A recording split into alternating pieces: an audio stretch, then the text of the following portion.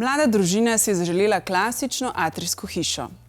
Zaradi višinske razlike na zemljišču in drznega načrtovanja arhitektov je nastalo domovanje, ki zalebdi nad tlemi in svojo unikatnostjo navdušuje tako stanovalce kot obiskovalce.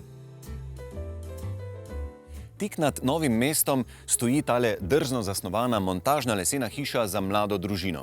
Lahkotno je usidrana v blago padajočo parcelo, njena igriva notranjost pa se sproščeno spogleduje s tem skrbno zasnovanim vrtom. Ana in Matej, živijo. Povejte nam, prosim, kako vaju je pot vodila iz enega dosti manjšega stanovanja v tole lepo sanjsko hišo? Ja, v bistvu smo bili prej v stanovanju, v centru mesta, smo tudi tam ful uživali.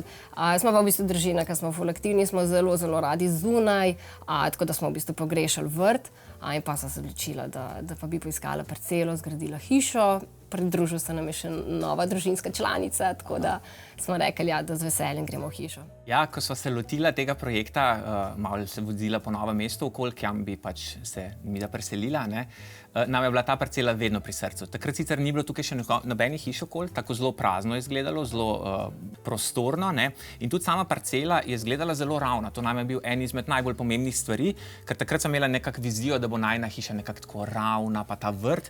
Sicer na koncu se je pol izkazalo, ker smo jo res kupili, da je pač 3 metre višinske razlike vseeno, vseeno je dolga, in sva bila pol majčkeno v stiski, kako pa zdaj mi da to atrijsko hišo naredila, ampak ja, hvala Bogu, potem so arhitekti našli rešitev, tako da sva ful zadovoljna. Imela sva eno vizijo, se pravi, da bi bila pritlična hiša, da bomo imela izhod na teraso. Zelo pomembna nam je bila ta terasa, se pravi, da nimava letnega in zimskega vrta, ampak da je terasa čez celo leto. Se pravi, da smo po zimi zunaj, da jaz zelo rad kuham, da pečemo na žaru, skratka, da se počutimo kot na enih počitnicah skozi, Miza pa stoli so skozi zunaj, tudi 15. januarja v bistvu tudi kosilo jemo zunaj, ker je pač na jugu obrjena terasa in res veliko časa preživljamo tukaj. Tako da to sva si želela, da je hiša pritlična, zaradi tega, da ko so otroci doma, da ko delajo domače naloge, da ni tega, da zdaj nekdo pa mora iti v zgornje nadstropje in zdaj nekaj delati, ampak da smo stalno v tem, skratka, da smo vsi skupaj, da funkcioniramo skupaj, zato sva si želela pritlično hišo.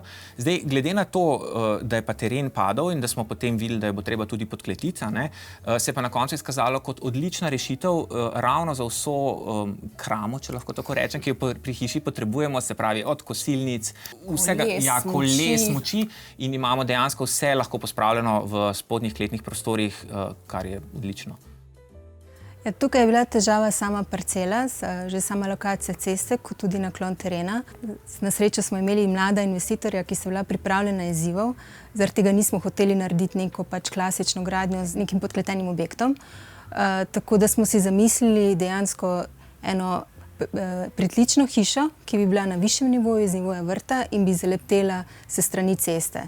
In s tem smo ustvarili nek prostor pod objektom, ki je seveda bil zelo koristen za njih, za glavni vhod, za samo parkiranje avtomobilov. Objekt je sestavljen iz 2 volumnov. En volumen ima ravno streho, ta je bolj namenjen spalnemu, bolj intimnemu delu, za otroke in seveda za starše, medtem ko drugi del je dvokapnica, ki se pa po celi daljši stranici odpira na vrt. Pri montažni gradnji imamo ljudje včasih še vedno občutek, da smo glede svobode oblikovanja omejeni. Ta hiša pa je ravno primer, ki dokazuje obratno. Res je, veliko ljudi še vedno misli, da je montažna hiša nek tipsko zasnovan projekt, kjer se mora kupec prilagoditi projektu, namesto da bi se projekt njemu. Tukaj imamo primer, popolnoma individualno zasnovane hiše z zunanjim arhitektom, ki je skozi neko interakcijo z naročnikom, z nami, upošteval tehnologijo montažne gradnje in na koncu imamo ta izdelek, kot ga vidimo. Njegova posebnost mogoče je to, da je znotraj kar 8 metrov razpona brez podpornega stebra, več kot 3 metre nadkrite terase, brez zunanjih podpornih stebrov in to je nekaj, kar dejansko včasih v montažni gradnji ni bilo možno izvesti. Danes pa je to mogoče. Kaj lahko potem rečeva, da pri montažnih hišah je meja zgolj nebo? Tehnološko gledano bi lahko rekli, da je meja nebo, v resnici pa je nebo vedno budžet naročnika, se pravi, koliko je pripravljen za določeno hišo plačati. Z dialogom z arhitektom in naročnikom poiščemo tehnološko rešitev na nivoju, ki je cenovno sprejemljiva. Pri podkletenih montažnih hišah velja pravilo, da za zidanje kleti poskrbijo lastniki hiše, za izvedbo montažnega objekta pa proizvajalec montažne hiše. Bistveno pa je, da sta oba dela sprojektirana kot celota.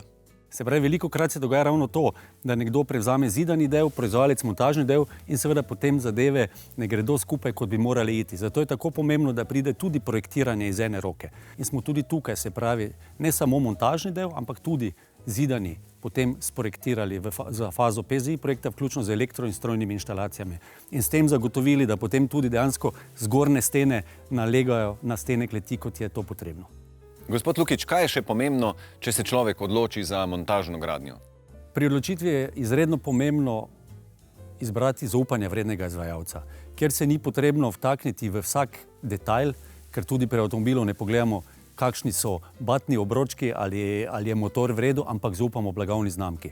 In verjamemo, da je ta proizvajalec že vse tehnološke detajle ustrezno dimenzioniral, izbral ustrezne izvajalce, podizvajalce, da bo na koncu hiša takšna sanjska, kot si jo investitor tudi zamislil.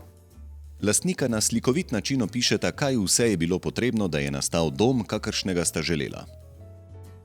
Pred samo izgradnjo, se pravi, ko je vse še na načrtu, potem smo šli čez vse funkcionalno in smo dejansko lahko videli in dopolnili, kar nam je še manjkalo. Recimo ena taka stvar nam je bila tudi pomembna, da ko se pripeljemo domov pod nadstrešek, da če pada dež, da pridemo pod streho do vhoda, se pravi, da ne rabimo nekih dodatnih nadstreškov, da je to že vse pač del hiše. In ravno zato smo ta kubusni del potem tudi potegnili ven, nad vhod čez in je zaradi tega nastala tudi knjižnica.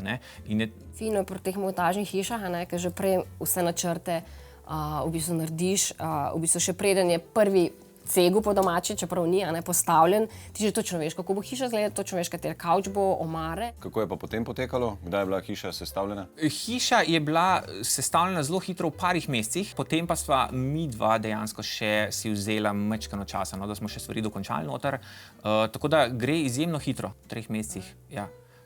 Ker ni treba nič čakati, nobeni materiali se ne rabi sušiti, se pravi, najbolj mokra stvar je estrih v bistvu noter, ni pa nobenih čakanj, pač dejansko pridemo lahko zelo hitro. Vse je štimalo v piko, res so naredili in sodelovanje z njimi je res bilo krasno.